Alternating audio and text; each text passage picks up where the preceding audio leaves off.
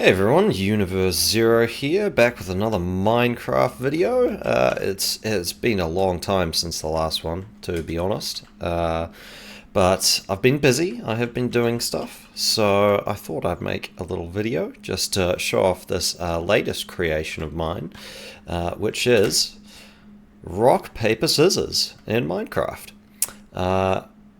Now, before I built this, I didn't look up to see if anyone had done this before. Of course, after building it, I then went ahead and looked up, because that's obviously the logical way that, you know, this sort of thing should go.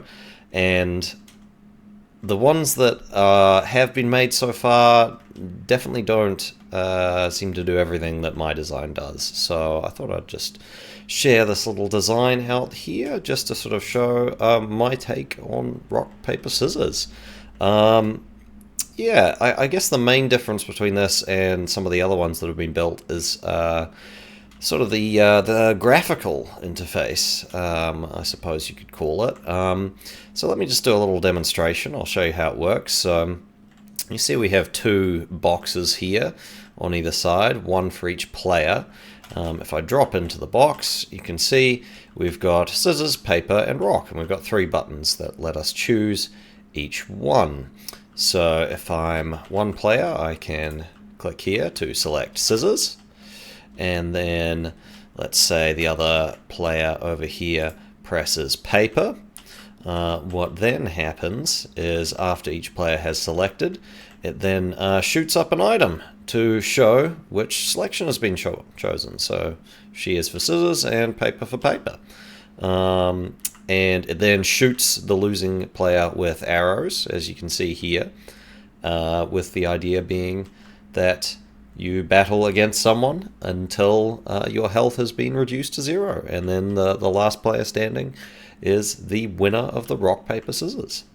So yeah, that's essentially the deal.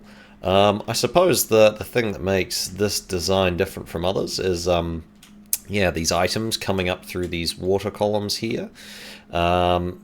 What I've also built into it is there's sort of the storage system here, which keeps all of those items as well. So you can see here we've got shears, ignore that cobblestone, paper, and yeah, cobblestone there.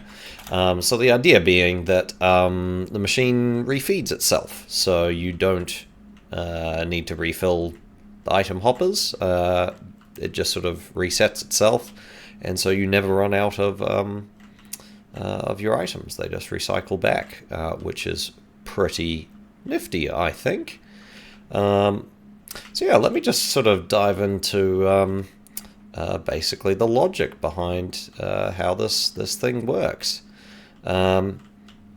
So we've essentially got these three buttons on the floor here, which connected to these pistons here, which then send out three signals corresponding to which option you select. And you can see we've got the sort of one option selector there and one option selector here. And for demonstration purposes, I've also gone and built just a small one of those out here, just to sort of demonstrate the circuit. It's a pretty simple one, but pretty effective. We've just got these 1-bit memory circuits here, so that's what these sort of two torches are. So you can see that they're sort of either in one state or the other. If you toggle off the toggle the state there, you can see that this light's now been switched on. So that's you sort of got one for each of those to choose which of the three you have selected. And what the buttons do is each button has two things it does. First, it sends a signal to this line here, which is the reset line. So if I press this, you'll see that it will reset all three of them, so it will turn all three off. And then after a delay, which is a delay on each of the turning each of these three on, it will turn the one you selected on after resetting all three. So that's sort of how the picker works. which is pretty nice and nifty. So then after that happens, it then has to resolve who's won the game, and it does wait until each player has selected one. So each player selects an option, it waits for both players to select an option.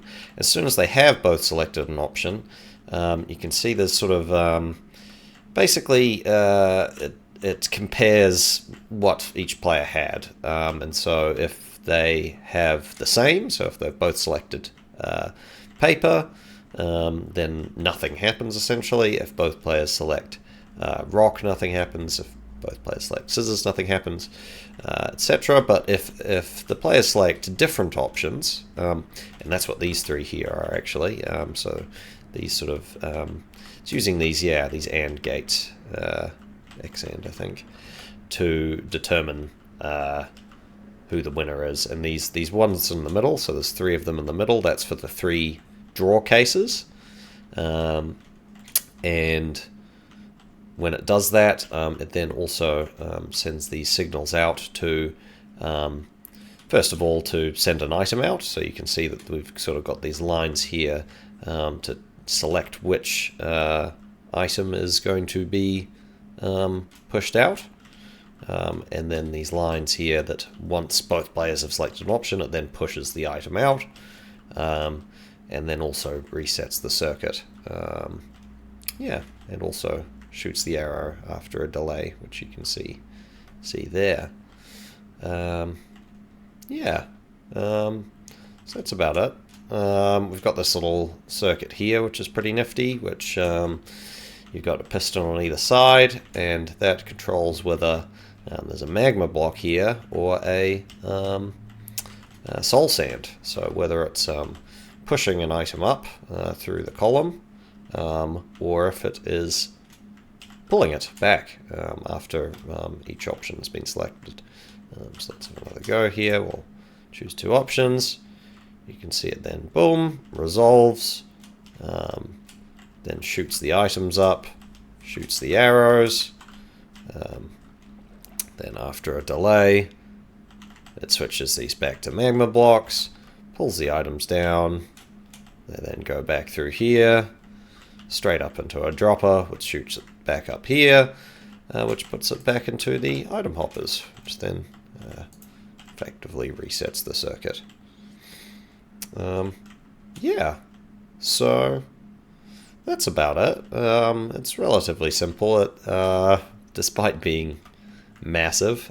I was going to build this in survival mode, but I then sort of thought, maybe I build it in creative first, just to sort of see how big the footprint's going to be and how much redstone I'll need for it. And yeah, turned out a little bigger than I anticipated. So I have yet to build this in survival. I imagine I'd need to do a lot of mining of redstone for that to happen. But yeah, maybe it'll happen one day. So yeah, that's effectively my design, guys. I'll put a download for the world in the description for this video if anyone wants to download it, have a look at the redstone themselves, maybe build it themselves. The only thing I'd probably change if I was going to build it again would be to with these item feeders, you can sort of see, because the water is pushing the items in this way, so it's coming from this direction. You can see when they come up, the items are sort of on the right hand side of the column. If I was to redesign it, I'd probably put the feeders on either side, I think, so it sort of feeds them into the middle, and then you'd sort of get them sort of on this edge and this edge here, so they're sort of in the middle, or perhaps have them side by side, since at the moment you sort of they sort of overlap each other a bit. You know, you can sort of, if you're looking at them from this angle, they sort of get in each other's way, but they do often have a slight difference in their bounce, so and and you've got a bit of space in here to move around, so you can sort of look at it from a different angle just to see what the other person got. Plus, you do kind of know what they got as well, because you know what you put in, and yeah, you'll get shot with arrows if yeah, if they beat you. So that's a bit of a giveaway. But yeah, that's my build, guys. Yeah, I hope you found that pretty cool. Yeah, feel free to like and subscribe. I've got a few more projects that I've been doing that I'll do a video or two on in the future. So yeah, but that's all for now. So yeah, take care and goodbye. Have a good day.